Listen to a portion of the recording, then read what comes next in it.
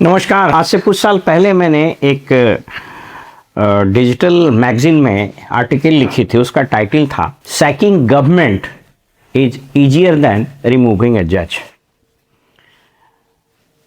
उसके प्रकाशित होने के बाद कुछ सालों तक मुझको लगता था कि शायद मेरा यह आर्टिकल झूठा हो जाएगा, लेकिन justice Yashwant Verma, Delhi high court के पूर्व जज और इलाहाबाद हाई कोर्ट बाद में उनका ट्रांसफ़र हुआ, उनके घर में गराज में अधजली नोटों की बोरियां मिलने के बाद पूरा हंगामा मचा। फाइनली उन पर इम्पीचमेंट की प्रक्रिया शुरू की गई। महाभियोग की प्रक्रिया जो संविधान के अनुच्छेद 124 और 217 के हिसाब से होता है सुप्रीम कोर्ट और हाई कोर्ट के जजेस के लिए, वो प्रक्रिया पार्लियामेंट में गई थी।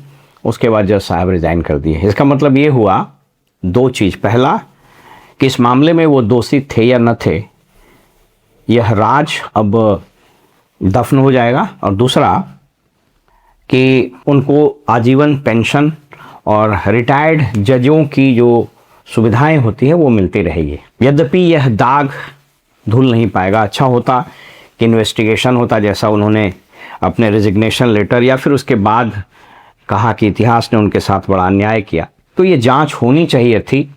पता होना चाहिए था कि उन नोटों की गड्डियाँ उनकी थी या किसी की साजिश थी। मैं ये इस राइडर के साथ बता रहा हूँ कि मुझको नहीं पता, मैं कोई इन्वेस्टिगेटिंग एजेंसी नहीं हूँ, कि वो कोई साजिश थी या उनके अपने नोटों की गड्डियाँ थी। बहरहाल यह बात बिल्कुल स्थापित है इस देश में। मैंने खंगालने की कोशिश की कि क्या आज़ादी के पहले और आज़ादी के बाद कोई भी हायर जुडिशरी का जज महाभियोग के कारण या महाभियोग की प्रक्रिया के तहत हटाया जा सका है इस देश में? उत्तर है no, NO, no. Pre independence में तो वैसे भी संभव नहीं था, ज़्यादातर अंग्रेज जज थे और कॉन्स्टिट्यूशन ये अस्तित्व में था नहीं। पोस्ट इंडिपेंडेंस में भी मैं कुछ नाम गिना देता हूँ। इन सब का वही असर हुआ। महाभियोग की प्रक्रिया चली और बीच में ही वो रिज़ाइन कर दिए, या महाभियोग की प्रक्रिया पूरी ही नहीं हुई, मोशन पास ही नहीं हुआ। इस देश में जजेस को सुविधाएं भी अपार है, शक्ति भी अपार है और प्रोटेक्शन भी अपार है। जजेस प्रोटेक्शन एक्ट, उसके बाद सुप्रीम कोर्ट के कई एक निर्णय, इन हाउस कमेटी इसको इंक्वायरी करेगी, उन पर FIR नहीं होगा, सो N and so fourth.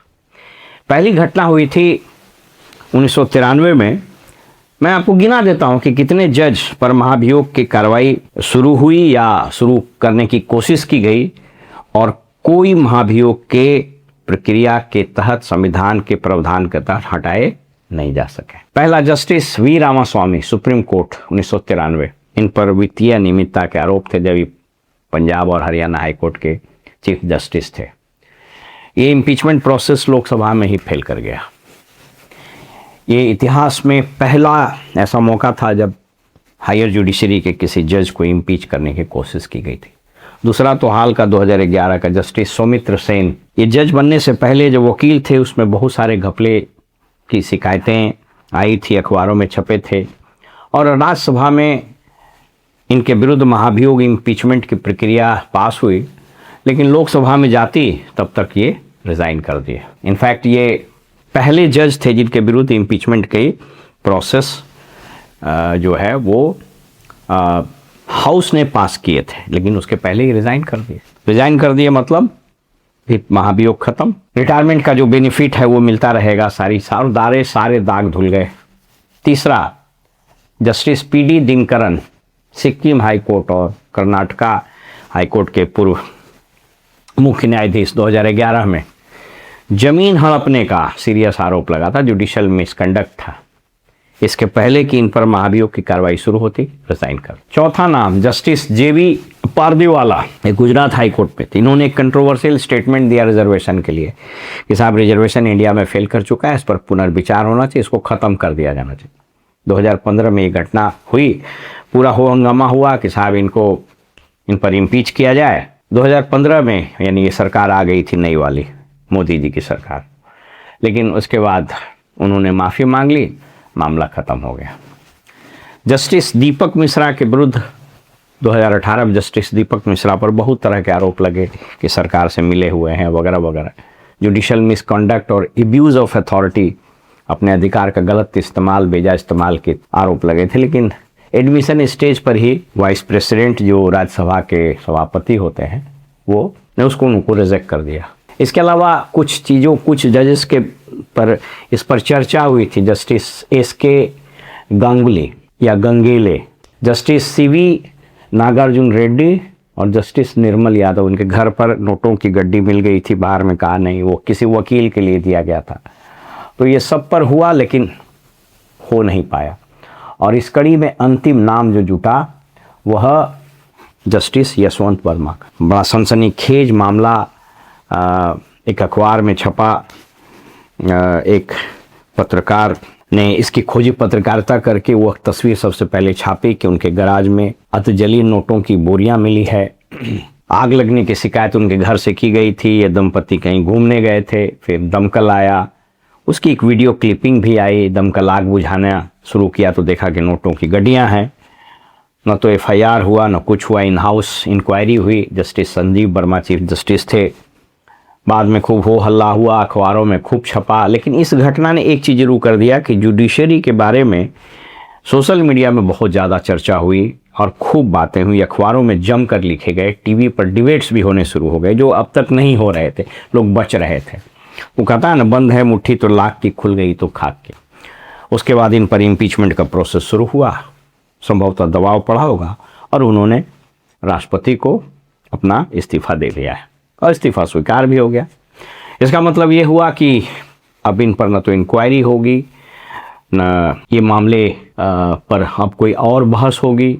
FIR तो में ये बात आई नहीं, नाम हुआ नहीं, तो ये सब अब कारपेट के नीचे दब के ख़त्म हो जाएगा। पोस्ट रिटायरमेंट बेनिफिट स्कीम भी मिल जाएगा, सारी सुविधाएं भी मिल जाएगी।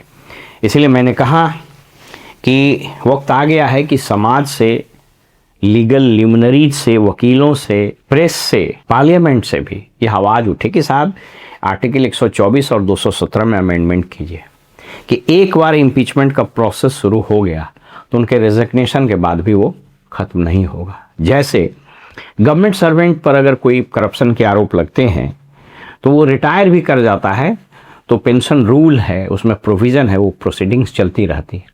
और अगर वो दोषी पाए जाते हैं तो उनका पेंशन और बहुत सारी चीज़ें, जीपीएफ को छोड़कर बाकी चीज़ को अटैच किया जा सकता है, रोका जा सकता है, बंद किया जा सकता है, विड्रॉ किया जा सकता है। तो ये संविधान में संशोधन की आवश्यकता है कि वंस प्रोसीडिंग अगेंस्ट एनी जज is started in the parliament regarding impeachment, तो वो बंद नहीं होगी इवन इफ यू रिज़ाइन कर दें। दूसरा चीज़, जजेस प्रोटेक्शन एक्ट में अमेंडमेंट हो कि एफआईआर के अगेंस्ट जो प्रोटेक्शन है उसको रिजनेबल बनाइए। ठीक है, जजों को प्रोटेक्शन मिलना चाहिए, लेकिन करप्शन के मामले में जो सीरियस एलिगेशंस जो बिल्कुल परसेप्टेबल हो जाते हैं उसमें जो अनड्यू प्रोटेक्शन है उसको ख़त्म किया जाना चाहिए। ऐसा मैं इसलिए बोल रहा हूँ कि अगर ऐसा नहीं हुआ तो पब्लिक आउटरीच जिस प्रकार से हो रहा है, जैसे अन्य संवैधानिक संस्थाओं से लोगों के विश्वास उठ रहे हैं या कम हो रहे हैं। जुडिशरी लास्ट रिजॉर्ट होता है जब नागरिक अपने अधिकारों के लिए जाता है रिट्स के माध्यम से, या फिर अगर पब्लिक इंटरेस्ट हो तो पब्लिक इंटरेस्ट लिटिगेशन के माध्यम से। उस पर भी हमला हो रहा है कि साहब पब्लिक इंटरेस्ट लिटिगेशन को बंद किया जाए।